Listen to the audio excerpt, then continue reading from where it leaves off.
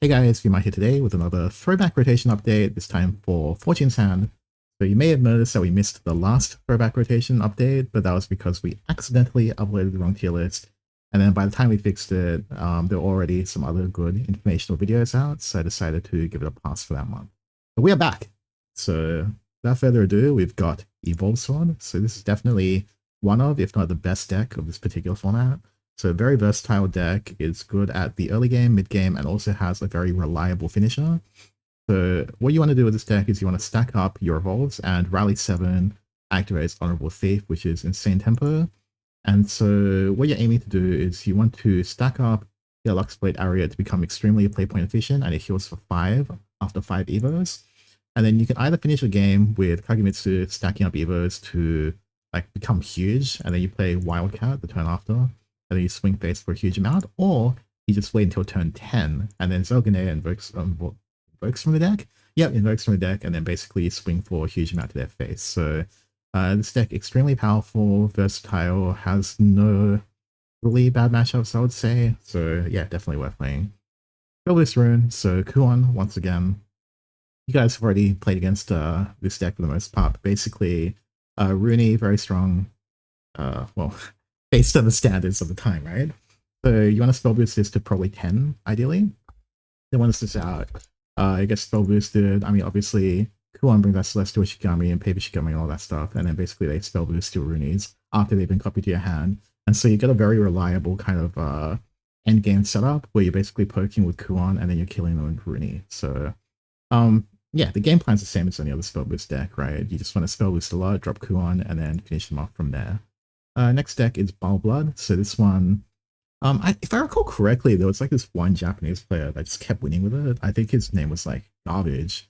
Seriously, his name was Garbage, like _ER. And then he ended up becoming a pro player. And so, yeah, he's a very strong player. He won like one of the big JCG events with this. Anyway, essentially this deck, you just want to tempo out early. You've got very strong stated followers. And then you want to evolve Ravening Corruption, so this thing gives your leader the ability where anytime you draw a card, it pings something randomly, including enemy leader, but it is random chance if they have a field.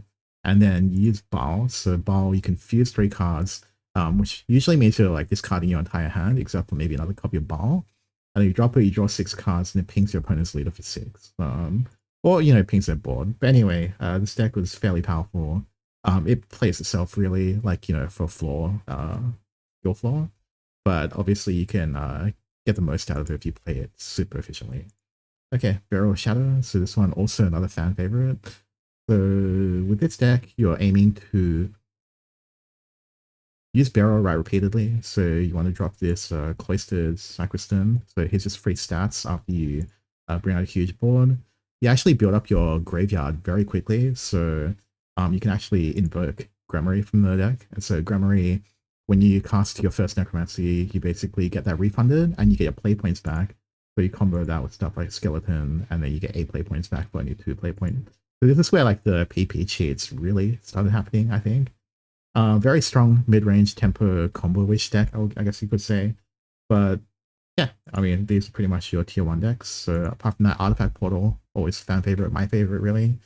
So this was the very tempo-based mid-range version of Portal. It didn't have Artifact augmentation bestowal anymore, so this deck was basically just tempo out very aggressively, charge your paradigm shifts, and then basically you can go for a huge turn of paradigm shift, and then you bring them back with Artifact Duplicator, and then if that didn't finish them off, Vertex Colony is always a good one. Although of course usually you're aiming to kind of play the colony on turn 2, sorry, so you can get the very powerful 2-cost followers of that. It does strike me as funny that we're calling it very powerful considering the end of Shadowverse, but at the time, it was way stronger than most decks could handle. And then finally, we got Discard Dragons. It's one of the first iterations of the deck, so we don't have like Argente and all of that stuff. No Lumior, but we've got Plesiosaurus. So this deck lives and dies by this, so you want to ramp early. So you can play this on turn 5, ideally. So you definitely want to open at least 1 copy of ramp, and then basically, once you've evolved this, your opponent's on the clock, and then you're just aiming to discard as many times as you can. Basically, you want to get Turncoat Dragon Summoner to get the Storm one, and then also... Actually, no, you can get either Storm one or you can get the draw one. This depends on the situation, and then you finish them off once they're low enough with Dark Prison Dragon. Again, once you play a few games with this deck, you'll know kind of immediately what you're doing. Very straightforward. All you need to do is open the ramp. And then we have our tier 3 decks. So Roach Forest, I'm not going to go through it. It's the same thing as it's always been. I feel like there's been so many throwback rotations recently where Roach Forest has been part of the meta. So we won't even talk about it. Control Haven. So I enjoyed this deck, I think, if memory serves me correctly. So this was the Ra version of the deck. So you just want to drop Ra at any point in time. And then after you've got Ra, it's always pinging your opponent. And then you're going to use stuff like Zelganea to heal up and clear their board. And then once you reach around turn 10-ish, usually, Zelganea invokes from the deck, and you drop your Yukari to protect your entire board and your leader. And then you don't take the 4 damage, and then basically Zelganea plus Ra at that point in the game is like 9 to 10 burn damage every turn. So that's sort of how Control Haven functioned.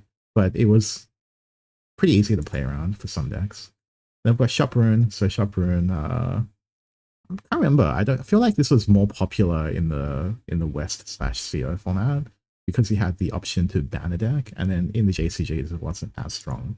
And it's actually, I think that's the reason why Discard Dragon, for instance, was running stuff like the Romantic Gentutes, which you can use to effectively make the shop not do damage. I think you can use it in a mirror as well. Yeah, because shop gives your leader the effect, right? If I'm not mistaken, it's been a while since I played this format. Yeah, it's the leader that gets the effect. Okay, and then finally Terraform Forest. So I think this was nerfed by the time of this tier list, I think. So this deck essentially, actually that's a bit weird. I actually have no idea what this deck is. I'm not gonna lie. It's in tier 3 for a reason. Let's not worry about it. I mean, you can play it and then you can report back, but I'm not gonna bother. Too much brain power required. So that is basically it for the Fortune's Hand tier list. I do remember this meta, like when I played competitively a few years back. So yeah, I think it's one of the better metas actually. So make sure to check it out if you enjoy it. And then if you enjoyed this video, make sure to like and subscribe, and I'll see you guys next time.